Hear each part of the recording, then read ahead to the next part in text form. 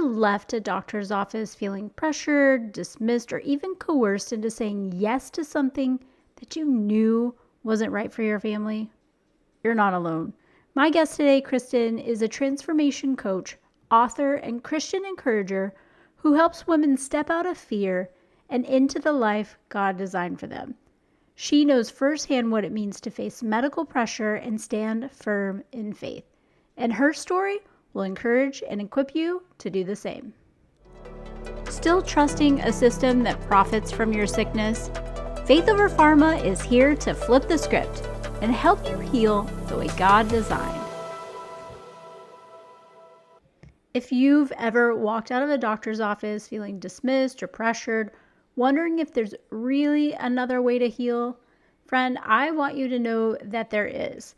That's why I offer a free 30-minute phototherapy consultation. We'll sit down together, talk through what's been going on with your health, where you feel stuck, and what your goals are.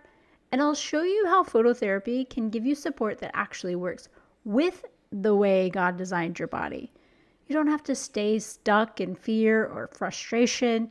Head over to susangladstein.com/phototherapy to book your free consult. My guest today knows what it's like to be pushed and pressured by the medical system and to have to decide, are you going to give into fear or are you going to stand in faith? Kristin is a transformation coach, author, podcaster, and Christian encourager, and she's made it her mission to help women step out of the rush and pressure of the world and to actually live the life that God designed for them. She's walked through her own family's battles with medical coercion, and that experience has given her such a heart for helping others protect their health, their families, and their faith. So thank you so much for being here with us. And I'd love to kind of just start right there. Can you share a little bit about your story and what that season looked like for you and your family? Yeah, hi. Well, thanks so much for having me. I'm so happy to be here with you and your audience. Yeah, so I guess I would just back up and just say, so I've always been interested in health things. Like I've used probably natural cleaning products as long as I've had children, and they're college age, so a long time, And my kids are vaccinated, but they only ever got the minimum, like the ones that the school required because my husband was more aligned with that more than I probably would have been. And I always spread them out. So like that was my whole background. So I was probably somewhere kind of middle of the road person, right? Like I wasn't not doing any vaccines. We regularly went to the doctors, yearly checkups. Well, when my youngest son, he just graduated from high school, when he was finishing 10th grade, we went to for his checkup. And so this would have been after COVID had happened, right? Because it's 2025. So it was a couple of years ago. And the nurse gave me the sheet that said, oh, okay, here's some vaccines coming up. And so I looked at him and I was like, okay, well, this one's for senior year, right? I forget which one. It's like the meningitis or one of those. But he was a 10th grader, right? A rising 11th grader. And then there was something else they were recommending. So I said, yeah, okay, we're not going to get those. And the nurse gave me a piece of paper and wanted me to sign it to say I was denying doing what they're recommending, which is vaccines. And I've been in the same practice my whole life. I've not gotten some of the shots before, and they've never made me sign anything. So I wasn't going to sign it. I just put it in my purse. Well, the doctor came in. She asked about the vaccines again. And I said, no, we're not doing those. And she said, well, you need to sign the paper. Like she was going to wait for me to sign it. And I was like, and neither of these are even due. One's not due till he's a senior. So it was over a year away that it was needed, actually almost 2 years. And the other one, I said, is it required for him to go to school? And she said, no, not yet, but it's going to be on the new, schedule. And I said, well, I don't understand. I'm not saying no to the vaccines. I'm saying no, not today. And she would not let me leave the office pretty much. I mean, she was pressuring me to sign the paper. So I signed it and I never went back to that practice again. I was like, he's not getting that shot. My kids are never getting, well, my adult kids are never getting a shot again. I'm over it. I knew too much by then. And so I signed the religious waiver for him, for senior year. So he did not get the shot for senior year. And I have friends, of course, some that are, have never vaccinated their kids, but that was the very beginning of feeling the pressure. But many other things have happened as well since then. my husband recently just went for his yearly checkup, and the doctor recommended to him to take cholesterol medication, to get the shingles vaccine, to get the um, what's the one called for the bacteria. I can't think of the one that they recommend every 10 years. But anyways, so it was like five things they wanted him to do. And of course I said, do not do any of them. You don't need to do those. So he didn't. But it's like that. Every time we go, they're recommending another thing. And so this is sort of what we came up against. And when I said, I've had enough, I mean, obviously, if I have to go to the doctor for a reason, like an infection or to, but then it's not that I wouldn't go. It's that I will try other alternatives, or I have been to like a functional medicine practitioner, since 2020 to do labs and do other things as well. And so it's just us moving away from that unless it's emergency medicine.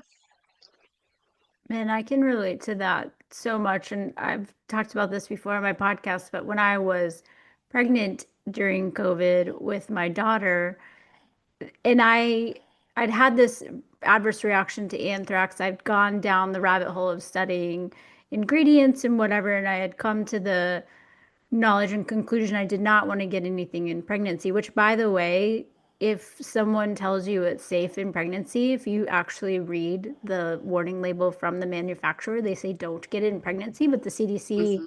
has a whole different thing that they have to follow. So I'm not getting the Tdap in pregnancy. I just knew I wouldn't, but I was so concerned about the backlash, especially during COVID, of declining it, that I lost sleep for 3 days over it. I was so stressed Yeah, that they were gonna like strong arm me and it was gonna be this whole thing. And I didn't know how I was gonna react. And it was like running through all these different scenarios in my head of how I was gonna stand up to the system kind of thing because I had right. been like so beat down on my own beliefs during COVID and the masking. And I didn't buy into a lot of the things that they were quote unquote selling us on. And so, yeah, I lost sleep over it. And then I go to the appointment, they didn't even ask. And I Yeah. hear I'd lost sleep over it for 3 days. So when they came back at the next appointment and asked me if I wanted the flu shot, I just said, no, I'm good, thanks. And they're like, oh, okay, no big deal. But the like stress of that, the Hmm. coercion, and certainly now it's, I think, a little bit worse unless you find who is like-minded, which I know is a little bit harder to find because they are financially Right. benefited from making sure Yes. people are getting their Yeah, vaccines. absolutely. And so my dad, he passed away beginning of February from Parkinson's.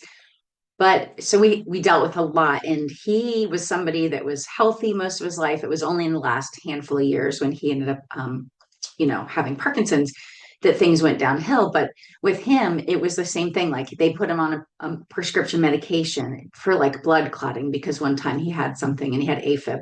But my point is, it became the two medications, three medications, and when I would question, well, why is he still on this one? Because there's natural therapies to make sure that your blood isn't going to clot too much. And it was just like, well, that's what the doctors still, it became a for life, just like that's how it is with most people. I think it's like 80% of people 60 and over are on at least one medication. And I think a third of people are on five or more. And so, but I'd continue to see that, and so even with him, we at some point went to a functional medicine practitioner trying to help him in more natural ways. And it did help him for some months, but then eventually with everything else that went on, it wasn't enough to help him long term. But anyway, so yeah, so we've had this continued pressure, or like doctors basically just telling you you need to take a medication and then you never getting off of it, and without any explanation to why, or why you can't get off of it. And so that's definitely, we've experienced that in a lot of areas with my family. And that was part of the whole reasoning why I wanted to do this podcast because I was seeing, even just for me being, pregnant in my 40s, like I was being given diagnosis and I was asked to take medication simply because of my age for no other reason other than Yeah. I was a 44-year-old woman who was pregnant and quote, Mm. advanced maternal age or whatever, Yes. they want to call it now.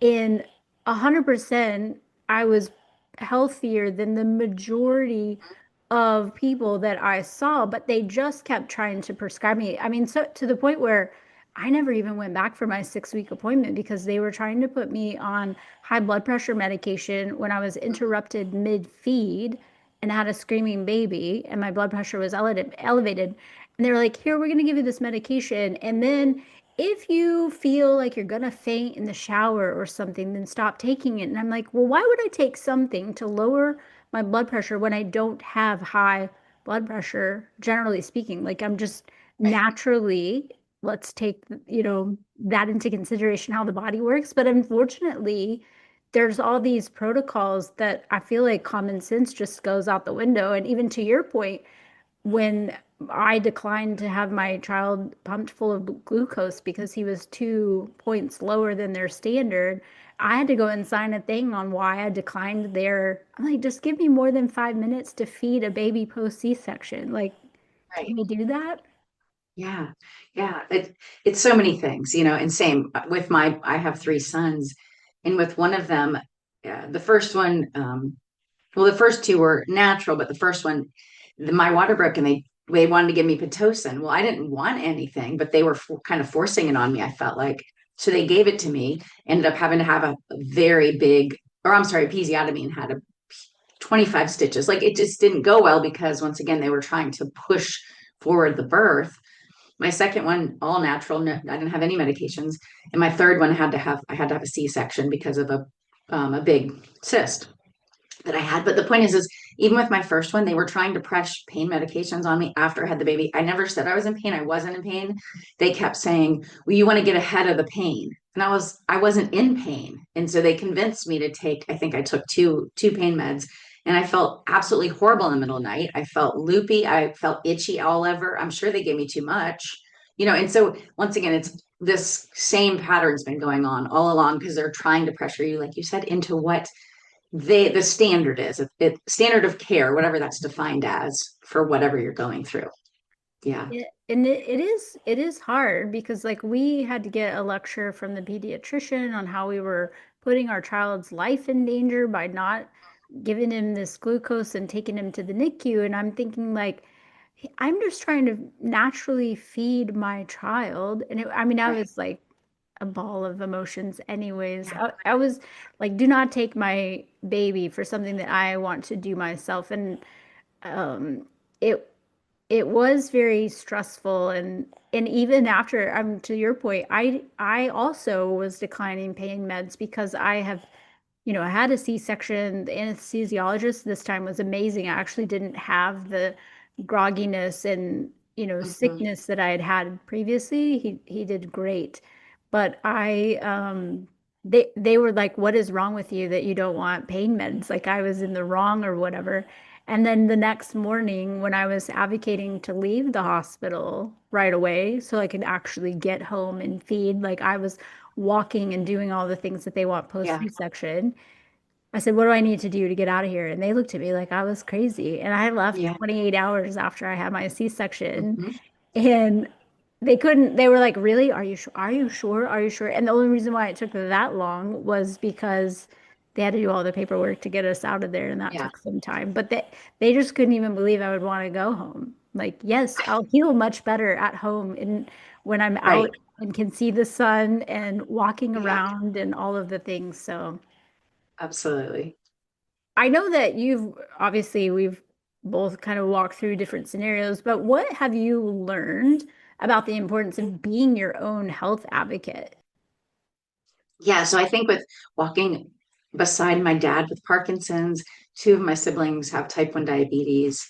So my kids have had different things, not major things, but like when my son was young, he had idiopathic thrombocytopenia, but basically it means that you have you're producing red blood cells, but then your body's attacking them. But it was temporary, so he luckily didn't have the long-term condition of that. But anyways, so what I've learned over all those years is that if you just go to a doctor's appointment, first of all, and you haven't educated yourself on whatever condition or whatever symptoms going on with you, if you don't start with learning, or if you go to the doctor's appointment and they tell you, hey, something seems really off with one of your health metrics, then, you have to ask better questions. Like, first of which is, what else can I do? Can I make lifestyle changes that might improve this number?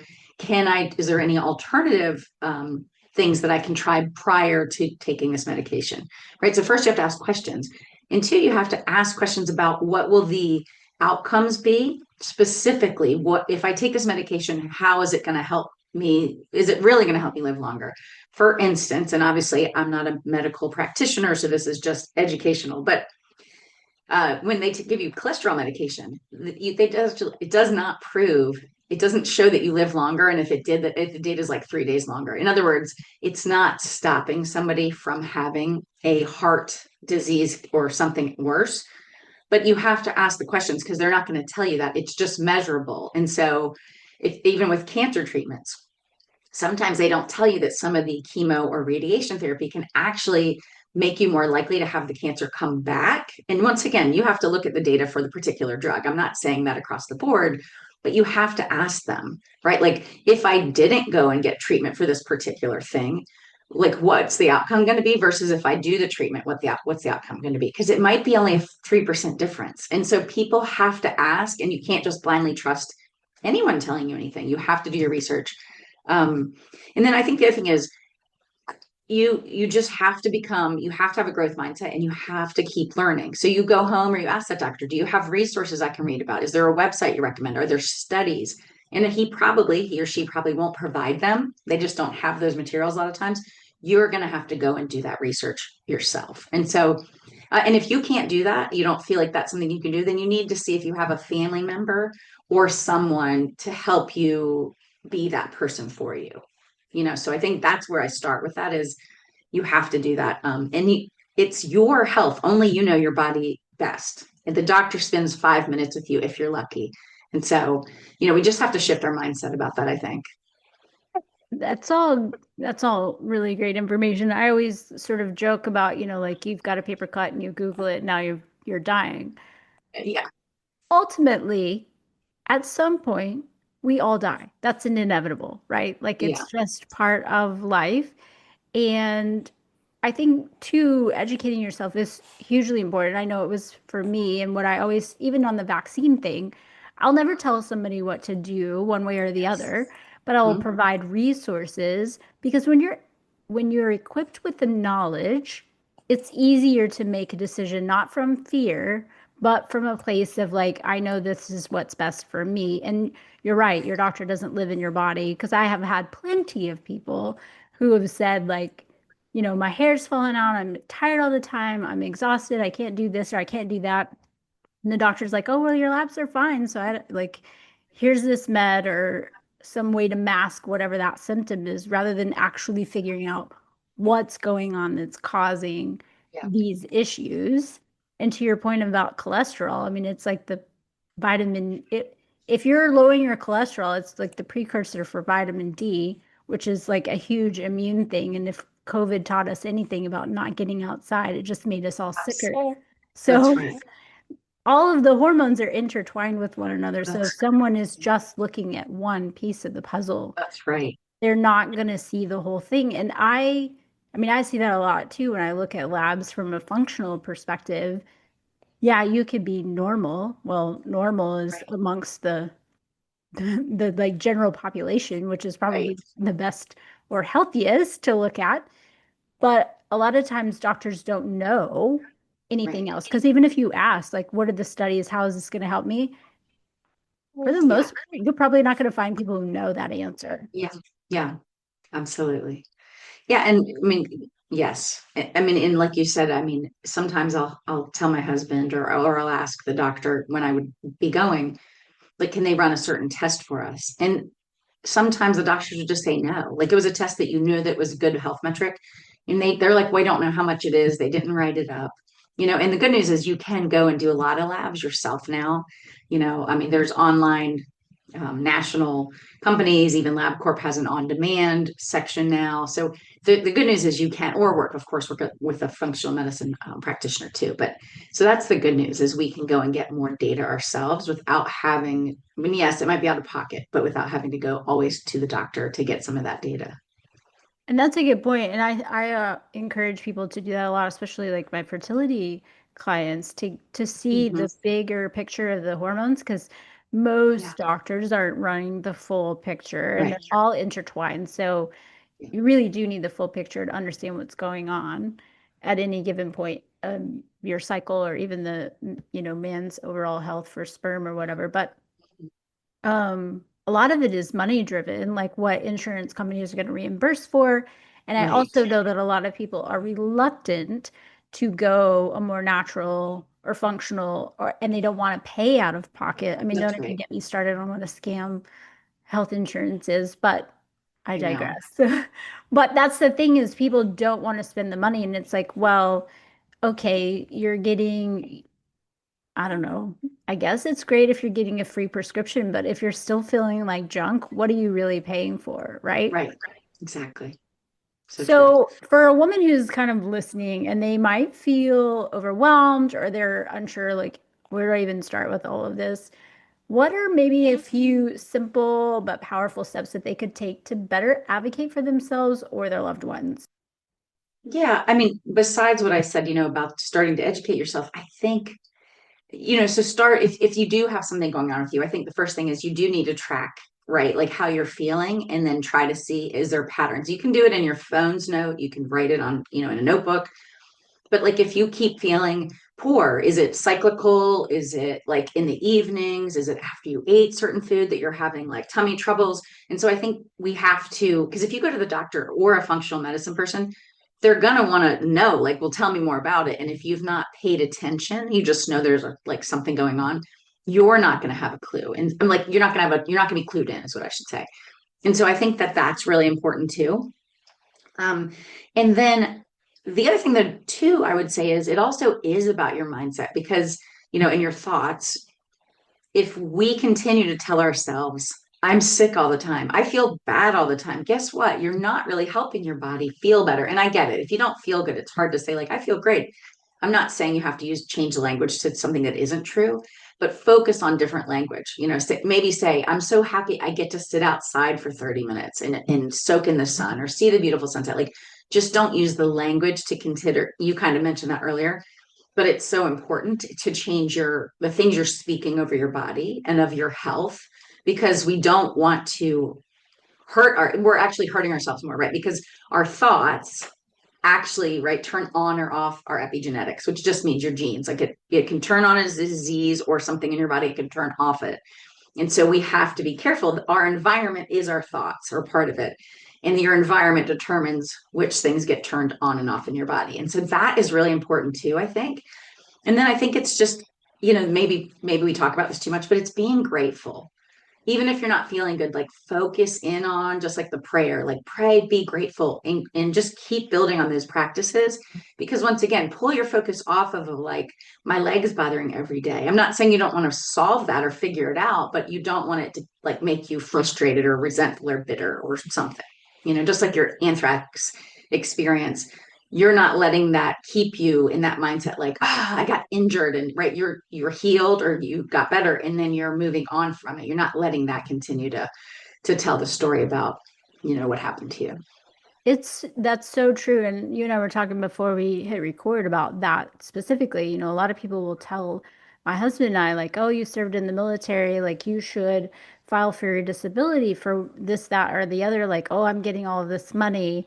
And both of us kind of just had this opinion that, we wanted to wear our health as a badge of honor. Like, thankfully, the Lord completely healed and restored me from my issues with the anthrax vaccine. I was able to be completely healed by that. So I'm not going to like hold on to that to accept a monetary gain, Mhm. because to me, that's just speaking, disease and death over my life when I've been healed. It's done. Like I don't need to Right. focus on that anymore.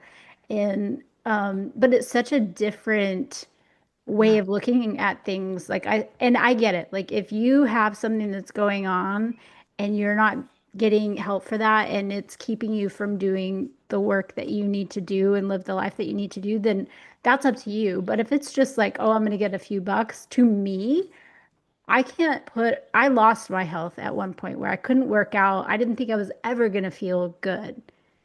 And I think our health is our greatest wealth. And the fact that I got that back and am able to continue to do the things to take care of myself by what I eat and getting good sleep and all those foundational things that the Lord has like Yeah. instructed us to do in the Bible, like I'm not going to take that for granted. And I'm not Right. certainly going to speak illness or disease over my body by claiming that. And it's kind of like Yeah. we say, my PCOS or my thyroid problems or whatever. And it's like you're claiming that as yours. And maybe you just need to think about how are you? What is your mindset around what's going Yeah. on with you? And are you believing that you can be healed? Because that's a huge, Yeah. huge piece of it.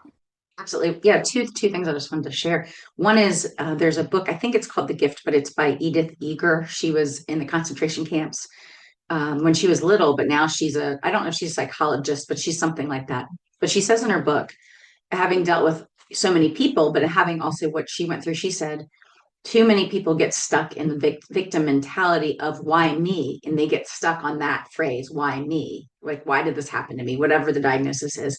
She said, but we have to stop doing that, and we have to shift to what now, or what's next, right? In other words, looking for the future, the possibility of what life will be like either after it or through it. And so I think that that's really powerful. Like it is about that, making a shift. Like you said, you wanted to live in that, you've been healed. You don't need to stay in that identity. Um, and then I think, oh, there's a book I've read, and I think it's called Revealing the Healer, but it's basically about like healing ministries. I guess like this one couple has a healing ministry in Florida, but what part of the book they talk about there is like, why are some people being healed and some people aren't? And I'm not talking about all cases here because we don't always know God's plan. But what's interesting is there is a part of the book that says a lot of times it's because there's something we're stuck on. Like it could be guilt, shame, resentment, whatever, but we're still holding on to it, like something. And so sometimes that can block us. Um, and another book that's a really good book, but it's called, what is it called? Well, When the Body Says No, but it's by a doctor, but he basically explains that most chronic illness, chronic disease, and cancer, most all of those people fit a um, certain criteria. And I don't mean this is the only reason you have something, but he says they've either been suppressing or repressing emotions, feelings, they're holding on to resentment or something. And so if we educate ourselves on these things, if we go and read, we go learn, we can actually start doing the work to let go of some of those things, or like not speaking. I know as a midlife woman, I've been there before where I didn't speak my mind, or I didn't. I think a lot of women have probably walked through that, but that's like really unhealthy for us actually. Like we need to, and I don't mean to be rude. I mean, my point isn't to be like, oh my gosh, it's that we need to be able to communicate our needs and our wants and that kind of thing instead of always putting everybody else first all the time. That's such a good aspect because I've been in like the nutrition and fitness world for a long time, and it's only been Mhm. more recently that I've really thought about even the mindset piece and particularly the faith piece, just because that's been a huge part of my own healing and things that I was holding on to, from childhood and Yeah, healing that piece of me. And I've had plenty of clients who have, wanted to lose weight. And then it's always like, I'll be happy when I yeah, get to this certain weight. And then they get to that weight, whatever the loss was that they wanted, whatever the scale has defined them as happiness. And then they don't know what to do.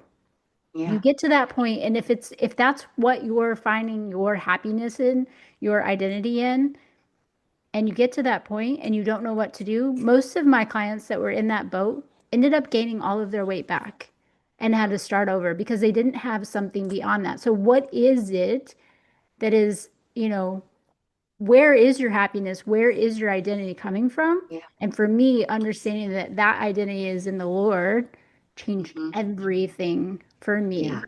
yeah. Absolutely. Well, like you said, that's so true. And I've talked to people about that so many times. That's where people's, like you said, there'll be like one day, like you said, I'll be happy when. It doesn't matter, fill in the blank.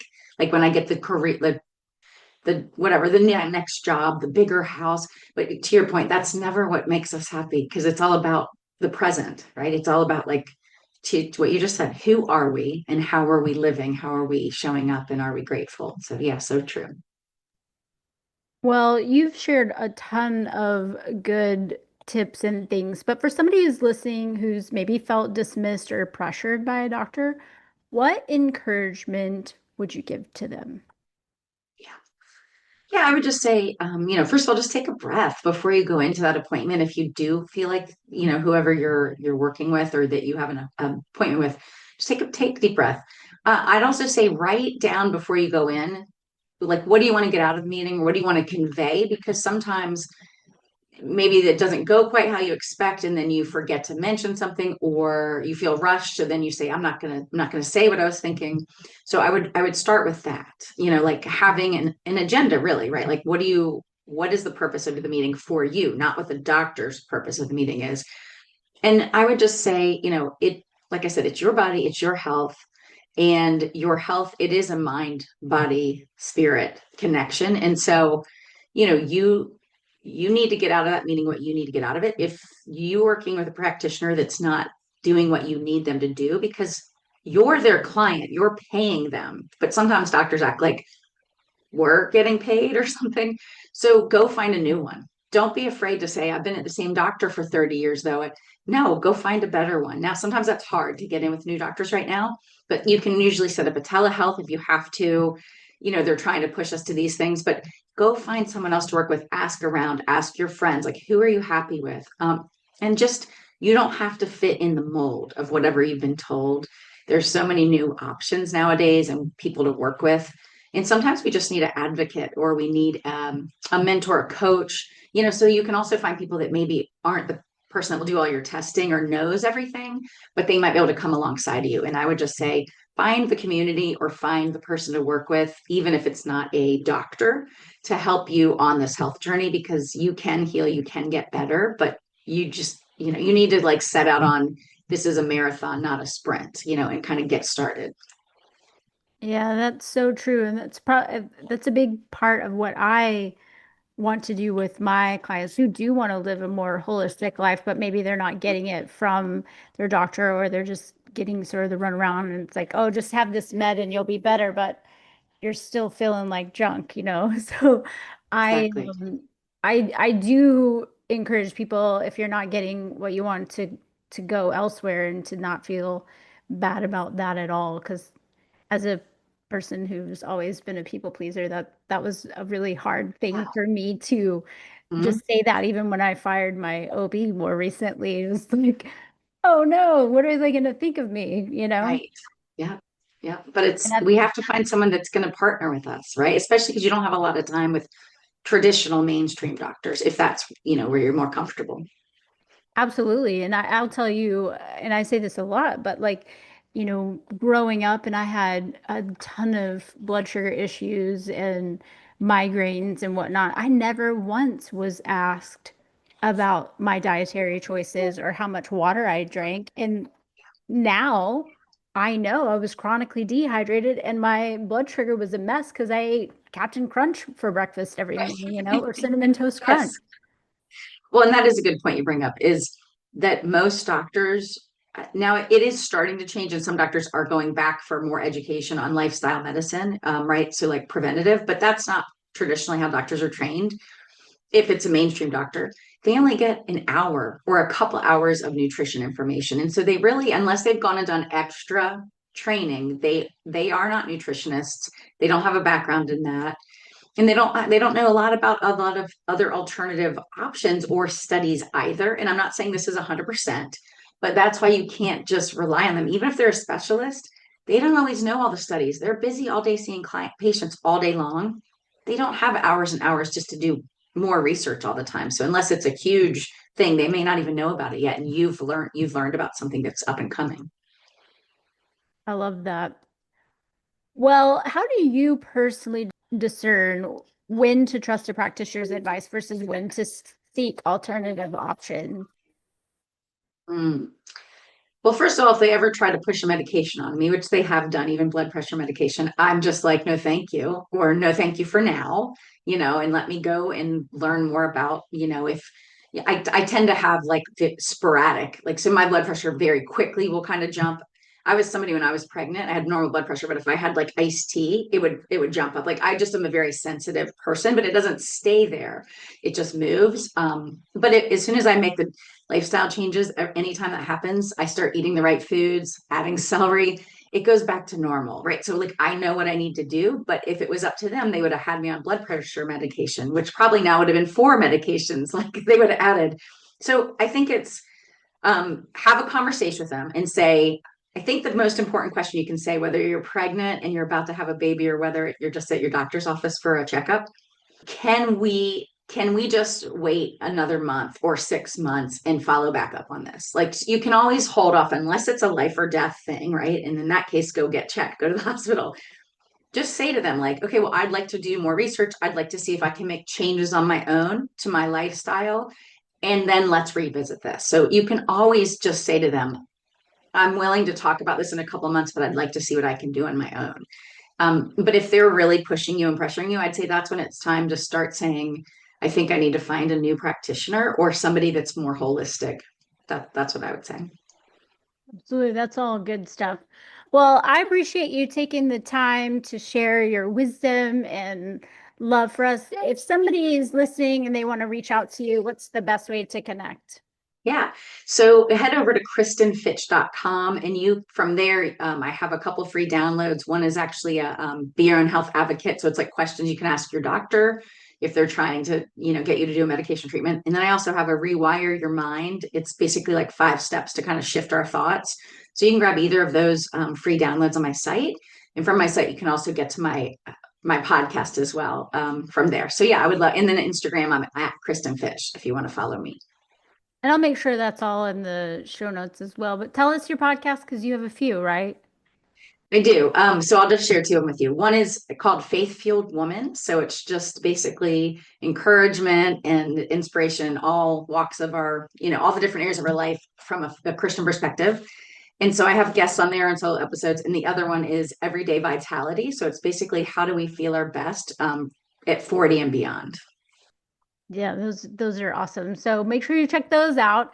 And again, thank you. Before we jump off, is there anything else that you would like to add or some encouragement to sprinkle to our listeners?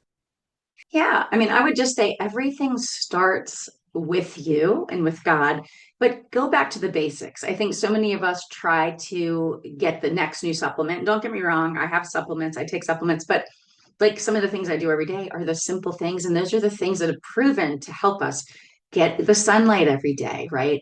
And then I do try to bounce, either rebound or jump every day because it actually helps your lymphatic system. So, like, there's all these little things we can do that are free and that will actually really help us. And you have to start with the basics. I think a lot of people think, oh, I don't feel good, so I need to start with something really, it must be complicated.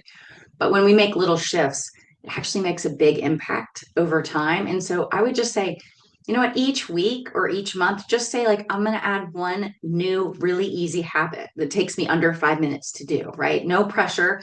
Just start simple and, or meet a girlfriend for a walk, whatever it is. But I think we sometimes make health seem complicated, but if it's just really a lot of small choices, then over time we will improve our health. And so I just encourage you, keep going. You're doing great.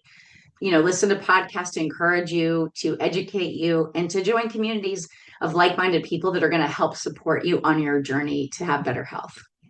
Such good advice. And I tell like, especially my fertility clients, because they all want a baby like, yesterday. So Yeah. when I tell them to go back to the foundations, I get a lot of resistance because it's like, well, I just want to fast track whatever's going to take me to get the baby. And a lot of times it's because the doctor said, oh, go IVF route Mm-hmm. to fast track it. But if you're not building those healthy foundations to start, you're probably going to end up spending more Yeah. time getting the baby that you want than if you would have just started with the foundations. And I think for a lot of us, there's so much information out there on Yeah. what to do, what we should do, what we shouldn't do. Or Yeah. in the case of fertility, if all you know about your cycle is what you learn in sixth grade health class, like You do need It's to get not much. educated. And I have a ton of information and I would love to share with anyone at any time if they want to know how to deep dive. Or obviously in my consults, I try to take my, lifelong learning in the medical system. I grew up wanting to be a doctor and then have a bunch of different certifications, but take all of that and apply it specifically to you in your life. So find people who are like that, because Yeah. they're out there that may not be, covered by insurance or whatever, but I promise you you'll feel better than than a lot of Yeah, alternatives. absolutely. The only thing I do want to add to that is what you said is so important, which is you do need to have people that you listen to and you look up to that know more than you, just even whether they're a coach, a guide, whether they're a practitioner, because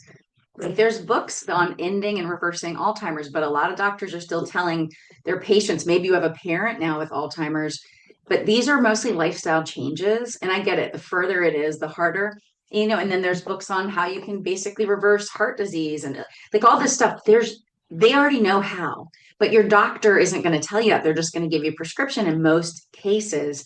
So go and listen to people that are covering health topics because that's how you get educated and learn about a really great book that might really help you or a loved one. So yeah, definitely. I love that. Well, thank you so much for taking the time to pour into us and share all of your light and love. I appreciate you so much. Oh, thank you so much, Susan. Thanks for hanging out with me on this episode of Faith Over Pharma. If something stirred in you today, share this with a friend who's ready to stop outsourcing their health and start healing the way God designed. And if you're ready to stop chasing symptoms and start healing at the root, head over to faithoverpharma.org to grab tools, join the movement, or book a free call. Until next time, keep questioning the narrative, protecting your peace, and walking in the truth that your body was made to heal.